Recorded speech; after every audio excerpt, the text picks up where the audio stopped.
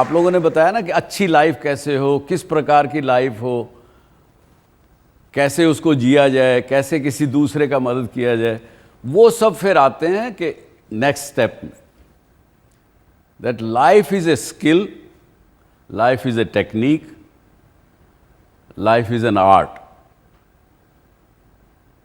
और उसको अच्छा जीने के लिए हमें सब कुछ सीखना पड़ेगा, वैसे ही जैसे कि हमने मैथमेटिक्स की नॉलेज ली हो, चाहे साइंस की गेन की हो, चाहे आर्किटेक्चर की लाइफ आप सब्जेक्ट को पढ़ा हो आपने, उसी तरह से हमको लाइफ को समझना पड़ेगा, उसके बारे में पढ़ना पड़ेगा, क्योंकि it is an art, it is a technique, it is a science.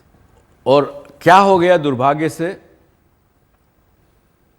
एक समय था जब मेरे काफ़ी बुज़ुर्ग यहाँ बैठे हैं, पहले जॉइंट फैमिलीज़ में जब रहते थे, मोबाइल फ़ोन नहीं थे, बच्चा क्योंकि क्यूरियोसिटी माइंड होती है, बच्चे का दिमाग में बड़े प्रश्न होते हैं, हर चीज़ को जब पहली बार देखता तो प्रश्न पूछता है अपने माँ बाप से, अपने दादा दादी से, नाना नानी से, वो जवाब देते हैं, उनको देते थे। आज कहीं ना कहीं वो हमसे छूटता जा रहा। जो लाइफ के बारे में जानकारी जो परिवारों के सिस्टम में होती थी, वो कहीं ना कहीं कंप्रोमाइज़ हो रही है, क्योंकि हर व्यक्ति बिज़ी है, अपनी होड़ में लगे हुए हैं। माँ बाप ने बच्चे को 2 साल का होता है बच्चा तभी उसको प्री स्कूल में भेज दिया, उसके बाद नर्सरी में भेज दिया। मतलब जो नॉलेज ट्रांसफ़र जो होनी चाहिए थी बचपन से लेके कम से कम 5-6 साल तक, वो ख़त्म हो गए।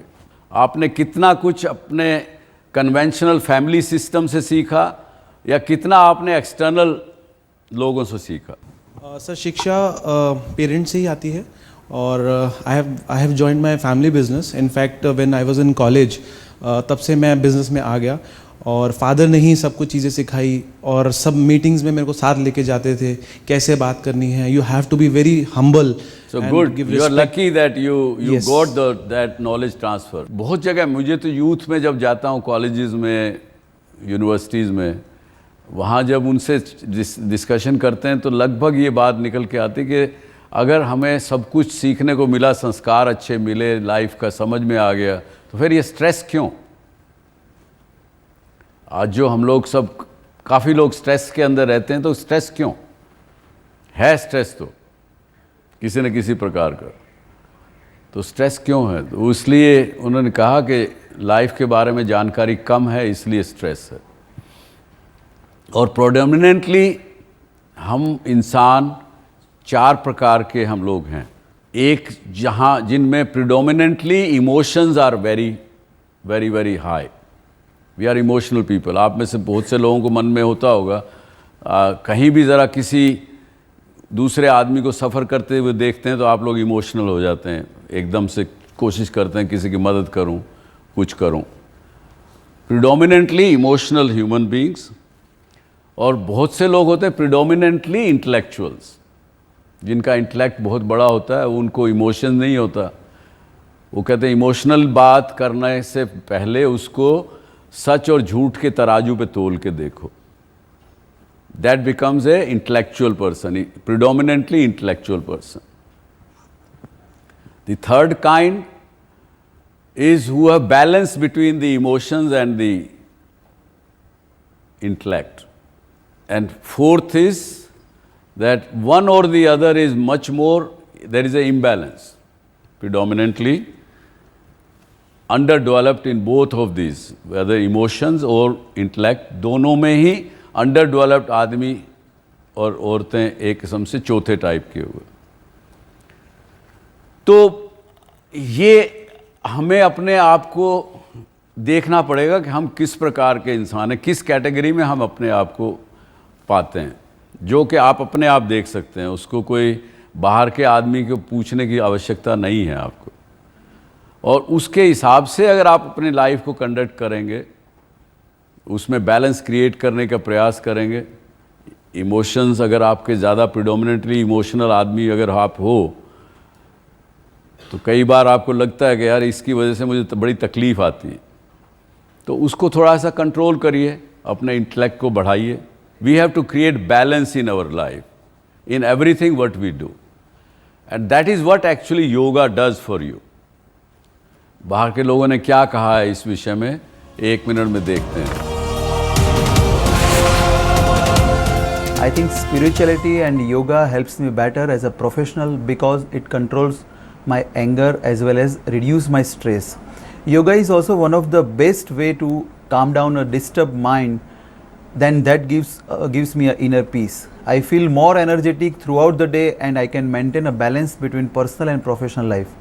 Even level of concentration has gone up tremendously and that keeps me physically fit. I think I wouldn't be alone in saying that most entrepreneur CEOs being at the top of the ladder is a very lonely place. So you have to go within yourself and find your strength, be it through yoga, through meditation, spirituality.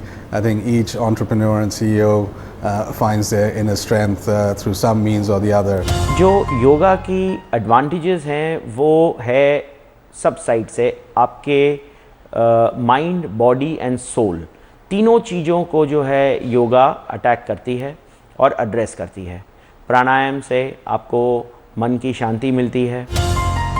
Spirituality and yoga, I would say, in fact, is one of the foundations for me in terms of whatever I do. If I look back over last 20-25 years, I have been practicing yoga and in some form a spirituality.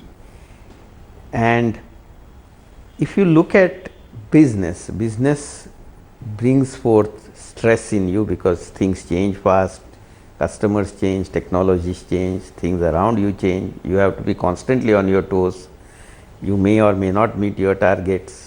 So you have a tension. You have an issues that you face every day. And unless you approach your business in that kind of situation with complete healthy body and healthy mind, unless you have both of them, your decisions would not be the best. Spirituality is a yoga of the mind and heart. It keeps your mind at peace. You reach a level of balance on expectations from yourself, expectations out of life, and expectations of people around you. You submit as to a superior feeling which keeps you humble at all points of time.